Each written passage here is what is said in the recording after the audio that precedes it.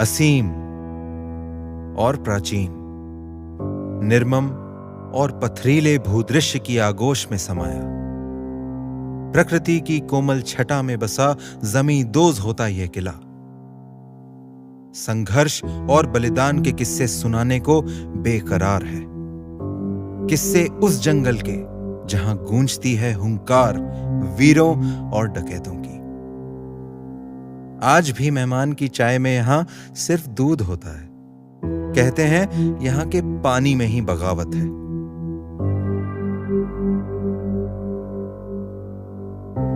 सींचा हुआ बागी डकैतों को पनाह देने वाला यह जंगल आज जानवरों का स्वर्ग है।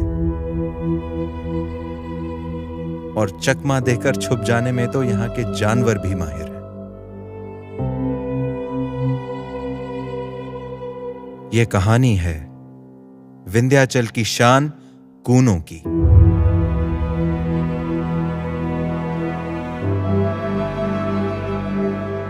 ,750 वर्ग किलोमीटर में फैला कूनो राष्ट्रीय उद्यान, दीवाना बना देने वाले दृश्य, हर मोड़ पर रहस्य और रोमांच, शर्मीले जंगली जानवरों का घर कूनो।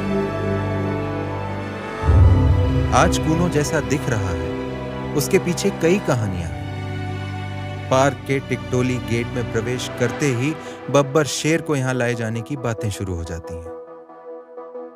और क्यों ना हो, एक वह समय था जब एशियाटिक लायन तुर्की से लेकर मध्य भारत तक राज करते थे। पर बदलते समय के साथ इंसानों की बस्ती बढ़ती चली गई और बब्बर शेर का साम्राज्य केवल गुजरात के गिर में सिमट कर रह गया। और एक दिन ऐसा आया जब 20 से भी कम शेर गिने जा सके। जूनागढ़ नवाब ने फौरन शिकार पर पाबंदी लगा दी और फिर साल दर साल इनकी आबादी बढ़ने लगी। मगर आज समस्या कुछ और ही है। अब इन्हें सबसे बड़ा खतरा खुद से है। आज जितने भी लायन गिर में हैं, सब उन्हीं 18 से 20 बचे हुए शेरों के वंशज हैं। इससे कई तरह की जेनेटिक बीमारी होने का खतरा है। एक ही जंगल में 500 से ज्यादा लायन, किसी महामारी के फैलने पर इन्हें सुरक्षित रखना लगभग नामुमकिन होगा। भाई बब्बर शेर है, ये नहीं मानते आपके सोशल डिस्टेंसिंग को।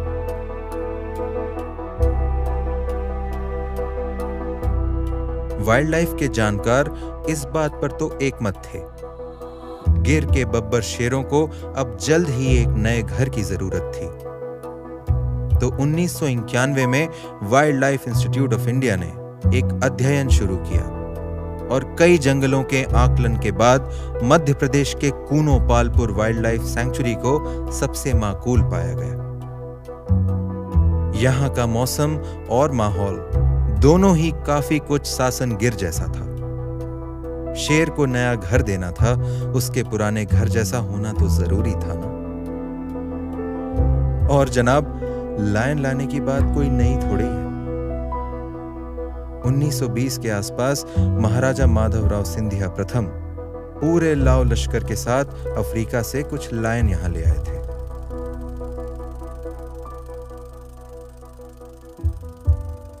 और उन्हें डोप कुंड में बनी इन शानदार कोठरियों में रखा।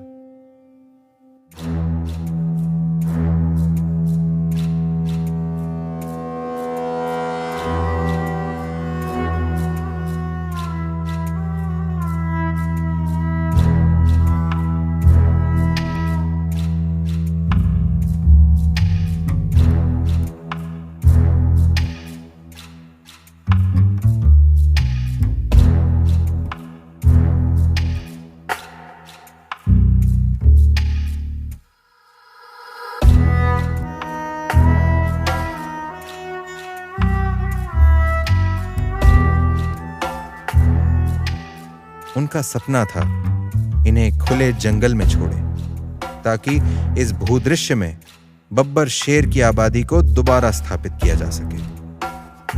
हालांकि ऐसा हो नहीं पाया, पर मानना पड़ेगा, महाराजा सिंधिया की सोच समय से बहुत आगे थी। डोप कुंड के पास रहने वालों की माने तो आज भी रात में इस खाई में बब्बर शेर की दहाड़ गूंजती सुनी जा सकती है। दिमाग तो इस कहानी को नहीं मानता, पर दिल है कि मानता नहीं। फिर जब वन विभाग ने इस पर विधिवत रूप से काम शुरू किया तो उद्देश्य था शेरों को आजादी और सुकून में रहने लायक एक घर देना, और इसके लिए जरूरी था कूनो अभयारण्य में बसे सभी 24 गांवों में रहने वाले 1500 से ज्यादा परिवारों को यहां से विस्थापित करना। गांव वालों की भलाई और सुरक्षा भी इसी में थी। क्या है ना, मिस्टर एंड मिसेस सिंह को शांत माहौल में रहना पसंद है। यहां रहने वाले सहरिया और बाकी समुदाय के लोगों ने सिंहों के लिए विस्थापन के कठिन रास्ते को खुशी खुशी अपना लिया।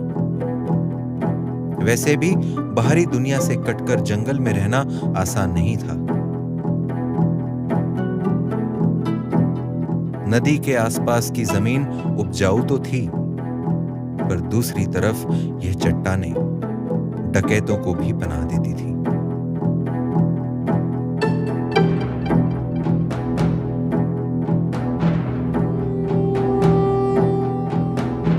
कई खौफनाक किस्से हैं जब अपनी बहू बेटियों की लाज बचाने के लिए रातों रात गांव खाली कर दिए गए।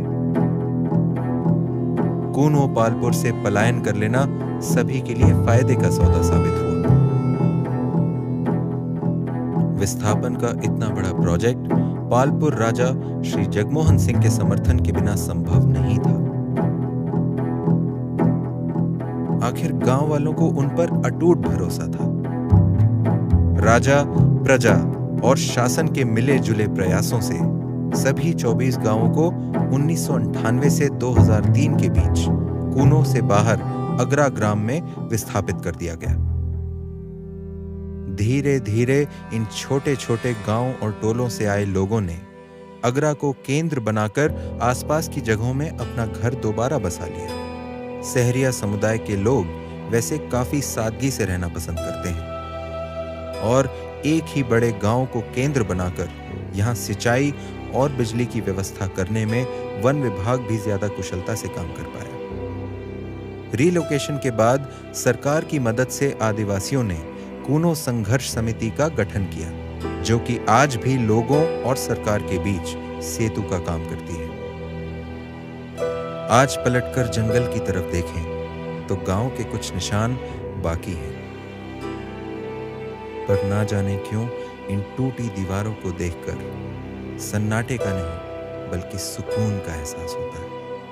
दिल थोड़ा रुआंसा भी होता है इन लोगों के बलिदान को देखकर, जो जंगल की भलाई के लिए अपना घर छोड़कर चले गए।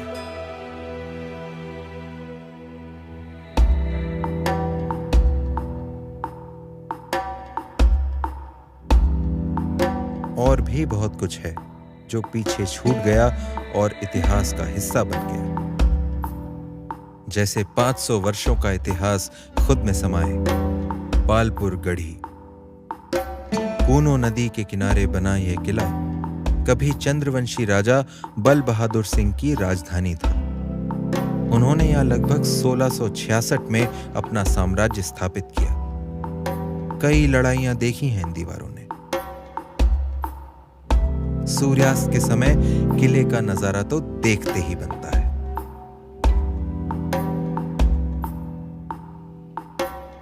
आमेट का किला तो अब लगभग पूरा ही जंगल की आगोश में आ गया है।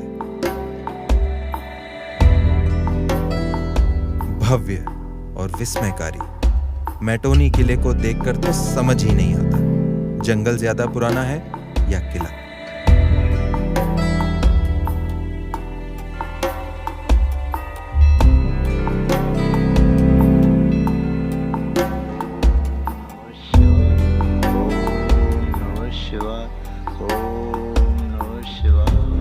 इस क्षेत्र की लोक कथा और संस्कृति को आज भी धोरेट बाबा सिद्ध स्थली और बाबा रन सिंह के दरबार ने जीवित रखा है। ये आंखें अपने नए शासक का इंतजार करते करते अब बहुत बूढ़ी हो गई हैं। सालों पहले जब बागी डकैतों का इन गांवों पर अचानक हमला करके लूट लेना आम बात थी, तब यहाँ के निवासियों ने दूर दूर तक नजर रखने के लिए ऐसे मोर्चे बनाए थे।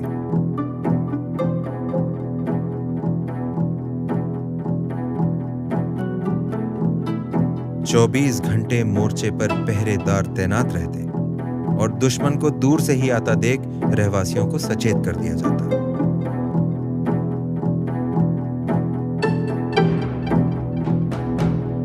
जंगल में पहरेदारी के लिए वॉच टावर बनाने की तरकीब शायद यहीं से आई।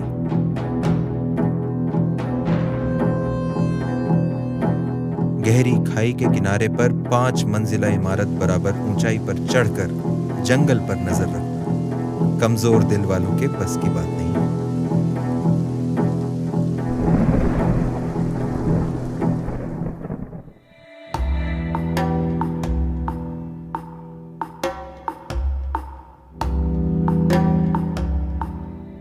जंगली जानवरों को सुरक्षा देना तो एक बात है, पर उन्हें यह अपना घर लगे, इसके लिए खाने और पीने की व्यवस्था उतनी ही जरूरी है। दुरैंडी की नर्सरी वही काम करती है, जहां शाकाहारी जानवरों के लिए आवश्यक विभिन्न प्रकार की घास प्रजातियों के रोपे तैयार किए जाते हैं। कूनों के जंगल में कूनो नदी ही जीवन का आधार है। बाकी के ज्यादातर नाले गर्मियां आते आते सूखने लगते हैं और नदी से थोड़ी ही दूरी पर पानी की कमी हो जाती है। इस समस्या का हल दिया कैर खोह ने। पूरे साल जमीन से निकलने वाली पानी की इस मोटी धार को केवल ग्रेविटी की मदद से 12 किलोमीटर लंबी पाइपलाइन के जरिए रास्ते में बने अलग अलग तालाबों तक पहुंचाया जा रहा है। कमाल है ना? अभी तक कूनों में बब्बर शेर तो नहीं आए, पर इस जंगल को लायन प्रोजेक्ट और इन सभी प्रयासों से काफी लाभ हुआ। इसमें वाइल्ड लाइफ और आदिवासी समुदाय के लोगों दोनों का फायदा हुआ। अरावली और माधव नेशनल पार्क के बीच बैठे कूनों को जंगली जानवर तो हाईवे की तरह इस्तेमाल करते हैं। राजस्थान के रणथंभौर और मुकुंदरा हिल्स टाइगर रिजर्व के बाशिंदे भी खुद ही यहां आते जाते रहते हैं। करधई और खैर के इस जंगल में आते ही हर तरफ जंगली जानवर दिखते हैं। यहाँ के घास मैदान अफ्रीकन सवाना की याद दिलाते हैं और इनमें से कई घास मैदान तो कान्हा और बांधवगढ़ के मैदानों से भी बड़े हैं। करधई के बारे में माना जाता है कि बारिश आने से पहले हवा की नमी से ही यह पेड़ हरा होने लगता है। हार न मानना तो कोई इनसे सीखे। कभी हार न मानने का यही जज्बा कूनों की भी पहचान है। और अचानक ही यहां एक सागौन का जंगल सामने आ जाता है, जैसे मानो पूर्वी मध्य प्रदेश से उठाकर किसी ने इसे यहां सजावट के लिए रख दिया हो। आगे झुंड में चीतल, पीछे विंध्याचल। अद्भुत नजारा है और चिड़िया में उत्सुकता रखने वालों के लिए तो यह जन्नत से कम नहीं।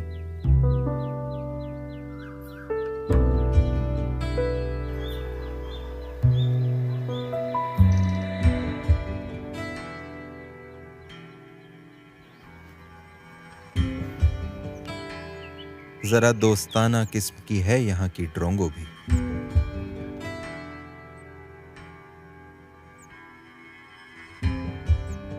जैसे ही जंगल को थोड़ी सुरक्षा मिली, शाकाहारी जानवरों का घनत्व प्रति स्क्वायर किलोमीटर 2.5 से बढ़कर आज 65 हो चुका है।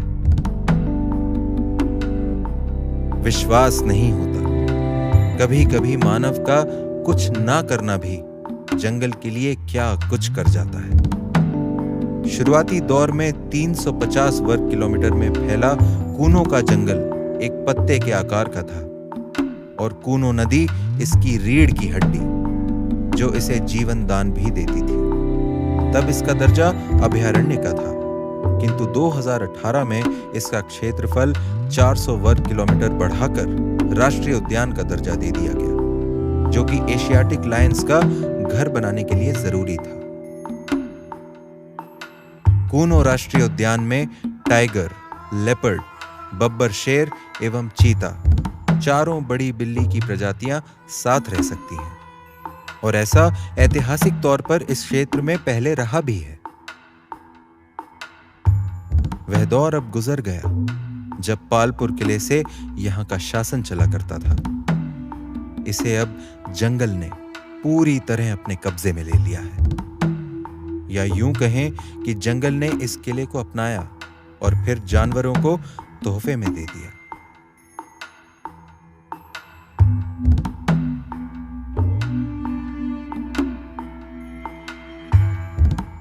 सोने सी चमकती धूप में यहां दिन भर लंगूर खेलते कूदते दिख जाते हैं, पर धूप और छांव का बड़ा गहरा रिश्ता है,